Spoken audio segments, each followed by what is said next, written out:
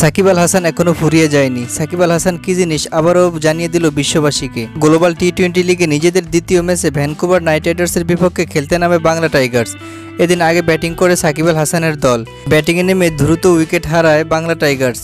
তারপর 6 নম্বর পজিশনে ব্যাটিং করতে আসেন সাকিব আল হাসান। তিনি এসেও ভালো করতে পারেননি, মাত্র 2 রান করে তাকে ফিরে যেতে হয় প্যাভিলিয়নে। এদিন 50-এর দেখা পান ইফতেখার আহমেদ। নির্ধারিত 20 ওভারে 152 রান করেন সাকিব আল হাসানের দল। তারপর সাকিব বোলিং এসেই চমকে দেন ভ্যানকুভার নাইট রাইডার্সের ব্যাটারদেরকে। এদিকে সাকিব আল হাসান নিজের করা প্রথম ওভারে দেন মাত্র 1 রান, আর নিজের করা দ্বিতীয় ওভারে 2 রান খরচ করেই তুলে নেন 2টি উইকেট। আর একটু হলে সাকিব আল হাসান গ্লোবাল টি-20 লিগে পেয়ে যেতে পারতেন তার প্রথম হ্যাটট্রিকটা। এরপর সাকিব আল হাসান আবারও বোলিংয়ে আসেন 18তম ওভারে। বোলিংয়ে এসেই আরও একটি উইকেট তুলে নেন সাকিব আল হাসান, আর এই উইকেট নিয়ে ম্যাচের মোড় ঘুরিয়ে দেন সাকিব আল হাসান।